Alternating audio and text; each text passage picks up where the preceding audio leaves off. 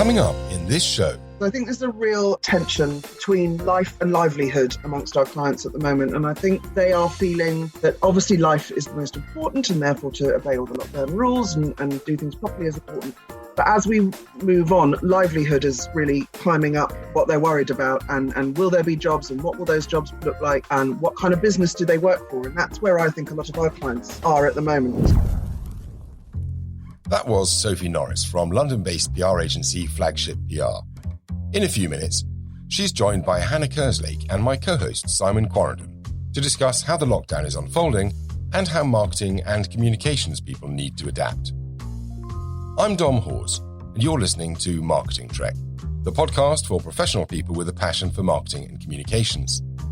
Each episode, we seek to sneak under the skin of a business issue to bring you original opinion, thought leadership, and tips and tricks on what really works. You can get involved too by visiting our website at martrekpodcast.com and signing the guest book or even reviewing our podcast. We'll tell you how to do that at the end of today's show. We wanted to explore the behaviours and attitudes that in-house marketing and communications teams are sharing with their agency partners. We just get a feeling that a lot of brands aren't quite sure what to say, when to say it, or how to say it. And that's when the communication professionals come to the fore. What started out as a discussion about how Marcoms people should adapt to relaxing lockdown rules ended up focusing on one industry that's been particularly hard hit, the travel industry. Hannah and Sophy are right at the very coalface of client business. So Simon and I are very pleased to welcome them to the show, and we're going to dive right in. Over the last few weeks, we've seen quite a lot of relaxation in the lockdown rules, but they only really relate to social interaction. There's still a lot of uncertainty about how this is going to translate into the office environment, and particularly, in our case, how that's going to affect marketing and communications teams. So what are progressive clients doing right now to ensure that their companies are front of mind and that they're communicating both appropriately and effectively? A lot of our clients are taking this time to have a think about what they want to achieve on the other side of this, what they want to communicate, and also, how they can actually communicate effectively now, what content they can produce that is actually helpful and considerate of the situation, and how they can really guide their audience and help them in the best way they can. I think there's a real tension between life and livelihood amongst our clients at the moment. And I think they are feeling that obviously life is the most important and therefore to obey all the lockdown rules and do things properly is important. But as we move on, livelihood is really climbing up what they're worried about and will there be jobs and what will those jobs look like and what kind of business do they work for? And that's where I think a lot of our clients are at the moment. So there is a real need to do things right, and that includes marketing. And so if anything, I think there's not hesitancy is the wrong word, but a real introspection on the kind of communications that they're putting out and the kind of messages that they want to give. And I think that's where we can really help clients. And actually, Hannah and I were talking about this earlier today, really help clients. Now is the time. We've been doing this for a while now, and we've been good for a while. And I'm certainly not saying we stop being good. But I think we can start to push our clients into thinking what happens next. So if we come out of lockdown, what does that look like? Like Hannah said, what does a new normal that still has social distancing in it look like? And how do you communicate in that? And if this lockdown carries on, we still need to communicate. So how do you do that? And what are the right messages to be putting out? What do our clients' customers want to hear?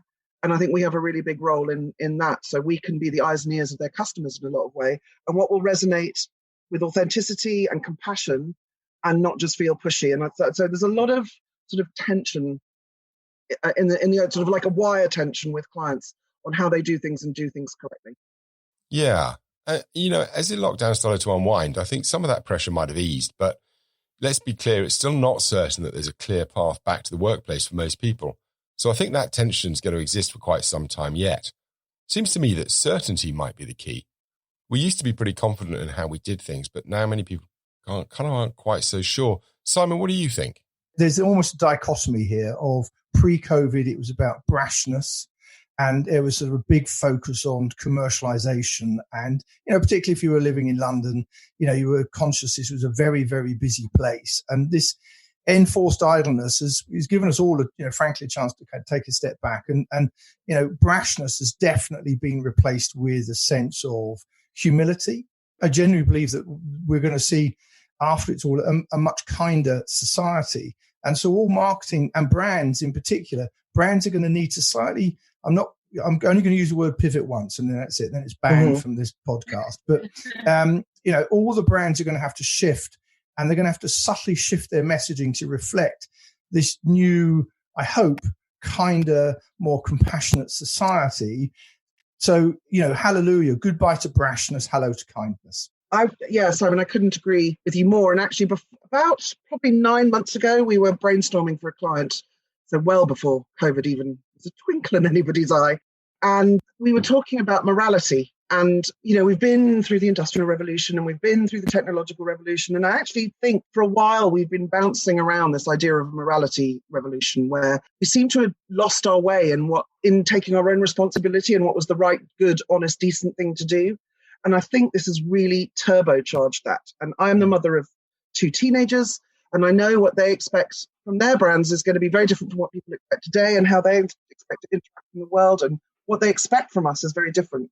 And I'm hoping that this will sort of turbocharge a new way of working together and being together. And I actually think businesses can be at the very heart of driving this change forward. In fact, they should be. In many ways, they're the new philanthropists, aren't they? And they can drive this new way of communicating. And I was watching the Big Night In, and they were using the hashtag Be Kind. And Be Kind isn't just a social media construct. It actually is how we should all be working with each other now. So, really important. And just on that sort of be kind element, I think Sophie there is talking about that larger company message and strategy.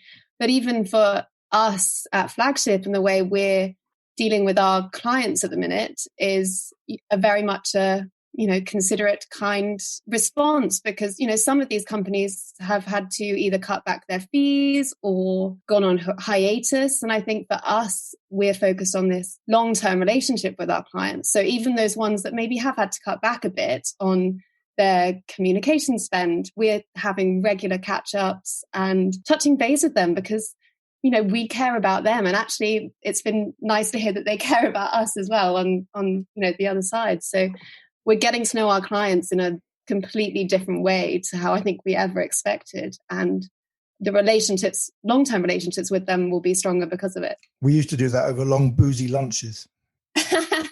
No, they've all gone. We could do it over long, boozy Zooms. I've always maintained the best relationships are those that are made during times of hardship. And when everything's going well, right, it's really easy to get on with people. But it's when the chips are down that that those things that really matter come to the fore. But so one of the things I'm fascinated by when I think about public relations and in influencing people, particularly through the use of stories, words, however you're choosing to communicate, is that everyone's environment has completely changed. So they're not commuting. So does that affect how they consume? They're not sitting at their desks at work all day. Does that change how they consume? They're surrounded by friends and family. I love these videos, the video conferences where the kids run in the background. Everyone's environment is different, which is going to change their psychology. It's going to change how they consume. It's going to change what they want to consume. How's the world of PR advising clients? Is there a way that people can react to those sorts of changes positively, Sophie? I've been speaking to some features editors on nationals and editors of specialist titles for clients, actually to talk about just that. What are they interested in? How are their readers consuming what they're putting out? And the overriding response has been, there is no wrong at the moment. I mean, this is joy for PR. There is no wrong. They are looking for stories in a way they've never had to before, and you really can't make mistakes. The press are open to more than they've ever been before, and they are struggling. Their systems are creaking because they are working from home. Things are slower. Hannah sat in on she can probably talk about it in a second, in a webinar all about this, but they're relying on email like they haven't had to, having to read their emails, which is unbelievable. They're relying on them. Phone calls aren't as powerful as they used to be. They're having to find stories in a different way, and they are just, I think PR is at the top of the marketing pile at the moment in terms of getting stories and messages out there, because the press need us. They need us more than ever. And there was a stat by Havas Media Group last week that 69% of us are watching live news streams every day, which means the BBC, I mean, by and large, doesn't it, or Sky or whatever. So we are watching news constantly at the moment. So there are huge opportunities. You know, funnily enough, on several articles and webinars that I've joined talking about how can we as communications professionals be sensitive to journalists and still be pitching in the right way, a lot of them have actually said, make your spokespeople available for video interviews, because actually everyone's at home, so everyone can film, they can prepare, everyone has the same dodgy camera, maybe a microphone somewhere. We're actually having some fun playing around with one of our clients in particular, just trying to film comments and get them out to producers and position him as a spokesperson that's available for these video interviews, because that's, you know, where everyone is getting their news at the minute. So a great time to be in PR. Are you trying to tell me that journalists don't mind people calling them now saying, did you get my press release? Yeah, no, they still hate that. And there was a hilarious bit of advice in a report that said, send an email, send a follow-up email, don't send any more. So, you know, the old rules still apply, but the difference is there is no wrong. So they're just much more open to receiving fresh new stuff, which I don't, you know, that preciousness seems to have disappeared. They're just more open to collaborating. One of the other things actually that I heard from a journalist is because they're not in the newsroom in the same way, they're not bouncing ideas around with their colleagues in the same way. So they're actually doubting, you know, whether how strong a story is because they can't do that bounce around. So the better a story comes in packaged up with, you know, other sources to back up what you're saying or images to go along with it because they can't send a photographer out. Anything that you can do to just really package up the story for them makes their life a hell of a lot easier. This is a great time for the BBC. If the mood music towards the BBC has changed dramatically, and possibly even a year ago, you'd have been reading in the press about does it have a future? And, you know, the music coming out of Westminster is we don't like the BBC and we're going to try and diss it. That's all changed. You know, this is a real proof of in times of crisis, people go to trusted brands, and you can't get a more trusted brand than the BBC. I mean, what this is going to do, of course, is to push an awful lot of publications over the edge. Those that have moved to digital will probably never come back. They'll never print another print version again for some of the smaller ones. And, you know, we can, depending if you like reading print newspapers, you can take a view on whether that's a good thing or not. You know, it's, all that flaky stuff has just got burnt off. And the BBC is back, you know, front and center. We love the BBC. Let's change tack, because there is one part of business, and I know you guys work in this sector, that it was the first one to be affected, and it has been seriously affected, which is the travel business. The whole industry's been furloughed, but, you know, people still need to dream. We're all, especially now, right? The thought of crystal white beaches or, you know, a clean aired mountain for skiing. We need to dream, yet are there companies still around feeding that dream, or is everyone literally just put everything on hold? No, there are. And so there's two sides to it. I mean, one, the travel industry is, and not just in the UK, but across the world, is fighting for its life. I think that is not to be underestimated or taken lightly. And, you know, you were talking from people living, you know, subsistence lives, cleaning in their local hotels, up to the owners of huge international businesses. So it's not something to be taken lightly, but you're absolutely right. I think that hope and that dream element is crucial to ensure that there is an industry at the end of it. And we are seeing our clients do a lot of stuff like virtual tours. So they're sharing, you know, this time last year, look at Freshwater Bay on the Isle of Wight, or check out exactly pristine white beach, or here's somebody doing a crazy roller coaster ride, or whatever it might be. There's a lot of virtual experiences you can join in from a consumer passion point of view, which I think are really powerful. And then other brands are being transparent in a way I've never seen them be transparent before. So brands like Cooni and brands like Trivago, whose CEOs are sharing their strategies for what happens next very, very transparently. So there is a real pulling together of the industry across the globe, which I think is incredibly powerful. But there is hope stuff for sure going out there, and how they do it, I don't know. I mean, you know, they're working in impossible conditions. But also the economics of the industry has changed as well. So the airlines, in the past, I've advised various airlines, and I know that their margins are wafer thin, and they really relied on the business section. They need the people that get on the plane and turn left to pay for the lots and lots of us that get on the plane and turn right. Nobody's going to get on the plane and turn left. And the numbers are, the load factors, everything has gone upside down. You know, who'd have thought that Airbus are going to kill off one of their most popular airliners because it's just too big. You cannot fill 500 people on an A380. And the A380 has only been in production for less than 20 years. Yeah. Less than 10 years. Yeah. That's a dinosaur. I mean, who would have thought the A380 will never be seen in the skies again? So airlines in particular, the whole industry is going to have to reset its economics. If the airlines are not generating the revenues from the business section, where's this going to come from? You probably won't be able to get it from the consumers. So people will. I mean, the good news, of course, if you talk to people, the very first thing they're going to do when this is over is go for a drink in a pub. And the next thing they're going to do is book a holiday. So it is going to happen, whether it's going to be happening in time. But I think the economics, it's going to take a decade for the economics to be sorted. Yeah, it's about focus. I think it's like looking through a new kaleidoscope. I totally agree with you. And it's going to be the pub first, and then it's going to be a vacation or a long weekend, down the road. And then it's maybe going to be a 1 or 2 week holiday on the Isles of Scilly or the Isle of Wight or Cornwall, or where, it's going to be domestic and local travel that you can drive to and from and maintain an element of self-isolation. So self-catering is going to go through the roof. Ferry travel is going to go through the roof. But absolutely, the airline industry needs to get together and work how they're going to get people back on planes. Speaking of flying, time has literally flown and we are at the end of the show.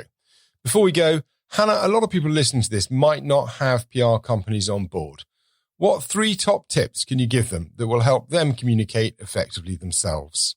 Firstly, I would say take this time to do some research. Research your competitors, research the market, research your audience, really get to know them well and use that to drive creativity, content and campaigns. Secondly, I would say refine your pitching skills. If it is email that we're doing, then, make sure that you're really packaging up your story in the best way possible. And thirdly, pick up the phone to people you know, whether that's a client, whether it's a journalist that you have a good relationship with. Pick it up, ask them how they're doing, ask them what they're working on, ask them how you can help. Hannah and Sophie, thank you so much for joining us. I really enjoyed that interview. And I know you guys have got your own podcast about to go live, so I wish you the very best of luck with that. Simon, that is all we have time for today. So thank you everybody for listening. If you've enjoyed today's show, please tell us. And why not subscribe to our podcast by going to martrekpodcast.com or finding us on Spotify, Apple Podcasts, Google Play, Podbean, Podchaser, iHeartRadio, Deezer, and all sorts of other good podcast outlets. Simply search for Marketing Trek or Martrek and hit the subscribe button. Now, as I mentioned at the beginning of the show, we would be really grateful if you would go to Apple Podcasts and review Marketing Trek. The more reviews we get, the more 5-star reviews we get, the higher up their rankings we go, and the more people we can reach. So please take some time and help us get reviews. Thank you for listening, and until next time, that's a wrap. Marketing Trek is brought to you by Selby Anderson.